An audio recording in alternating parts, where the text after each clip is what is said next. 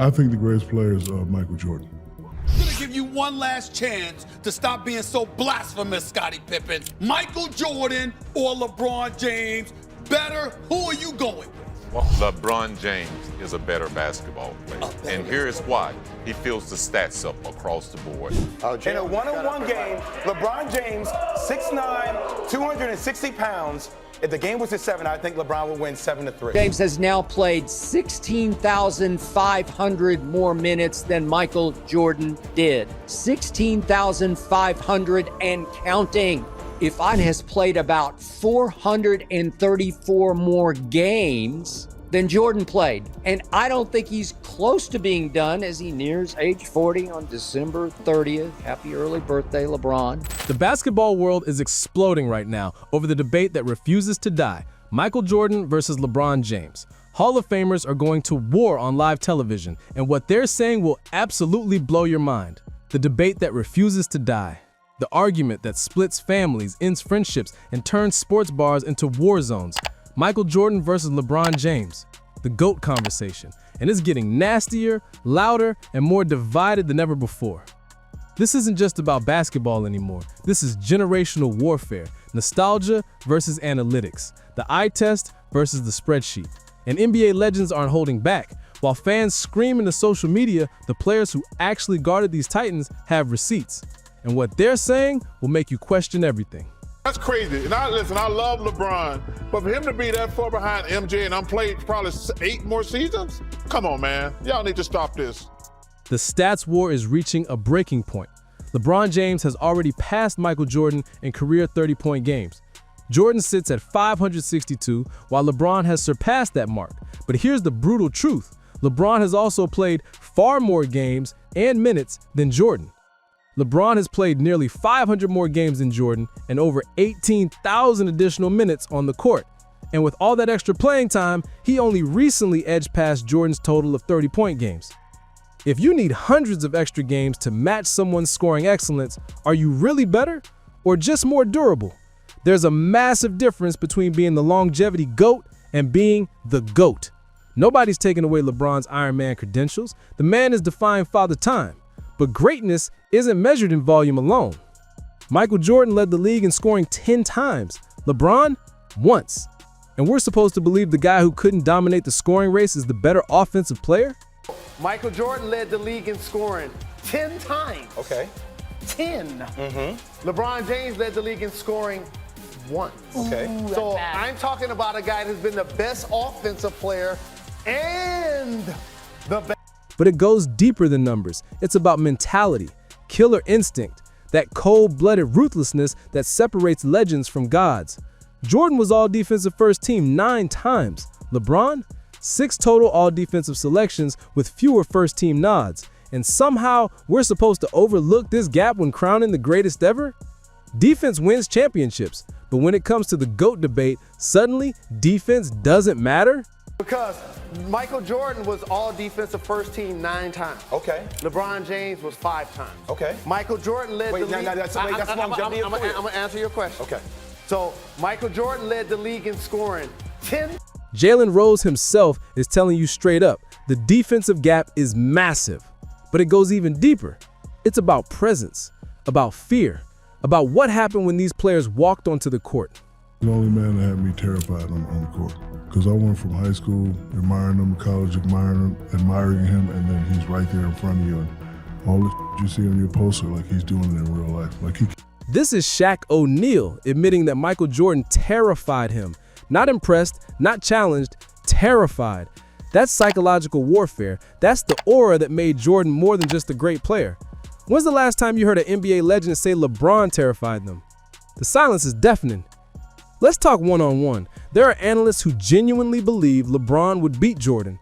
The argument, LeBron is bigger, stronger, faster. He's got the physical tools to bully Jordan in the post and blow by him on the perimeter. The problem is, basketball IQ and killer instinct don't show up in combine measurements. Jordan's mentality was different.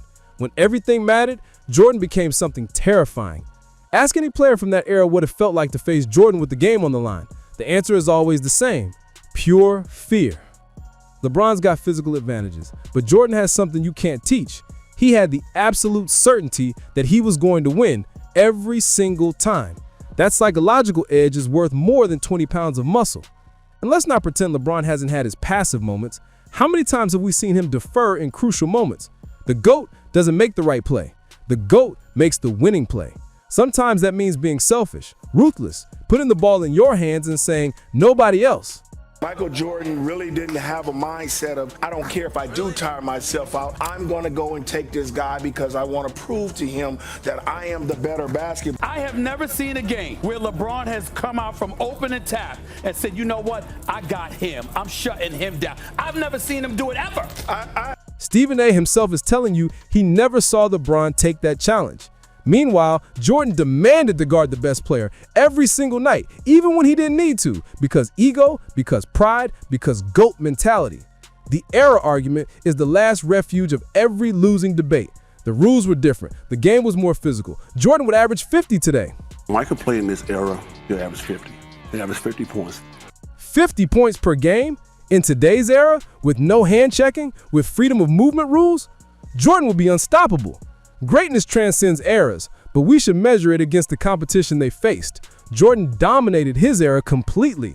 LeBron has dominated his era, but has he dominated it the way Jordan did? Has he created the same fear, achieved the same perfection? The answer is no. Deep down, everyone knows it. LeBron's about to pass Kareem on the all-time scoring list. An incredible achievement, a testament to longevity, consistency, excellence over 2 decades. But does scoring the most points make you the greatest? By that logic, Kareem was the GOAT until now. But nobody believed that. Why? Because rings matter. Dominance matters. How you won matters. LeBron James, to me, when you think about all-around basketball player, he probably is the best of all time, right? An all-around basketball player. But when you want to say who's the greatest ever, it's still Michael Jordan. Now, Magic Johnson, who's had issues with Jordan, who's been critical, who's felt underappreciated, still says MJ is the greatest. That tells you everything. Jordan never needed to team up with other superstars. He didn't chase championships, he built them. He didn't leave his franchise to form super teams. He stayed, fought, conquered. When he left as the undisputed king. LeBron switched teams 3 times to find the right situation. That's smart player empowerment. But it is a factor in the GOAT debate. Jordan never needed to leave. He made Chicago the destination. The defensive comparison isn't even close. Jordan was Defensive Player of the Year in 1988, the same year he won MVP, the same year he led the league in scoring. He was the best offensive player, best defensive player, and most valuable player all in one season. When has LeBron done that? When has LeBron been the league's best defender? Never. LeBron's been an elite defender at times. When engaged, he can guard all 5 positions, but sustained defensive excellence, night in, night out, taking the toughest assignment, that was Jordan's trademark. MVP, Defensive Player of the Year, first team all defense, MVP of the regular season, MVP of the finals, lead the league in scoring. Only been done 4 times. MJ, and MJ. The mic drop moment. Jordan won MVP, Defensive Player of the Year, led the league in scoring, made all defensive first team, and won the championship in the same season. LeBron has never done it once, not one single time. Here's what nobody wants to talk about. LeBron's statistical dominance is partially a product of playing forever. He's the most durable superstar we've ever seen. Incredible, worthy of praise, but it inflates numbers. When you play nearly 500 more games, you accumulate more of everything. Rate stats tell a different story. Per game averages tell a different story.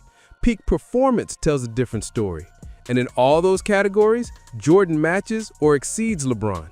LeBron James has now played 16,500 more minutes than Michael Jordan did. Nearly 500 more games, over 18,000 additional minutes.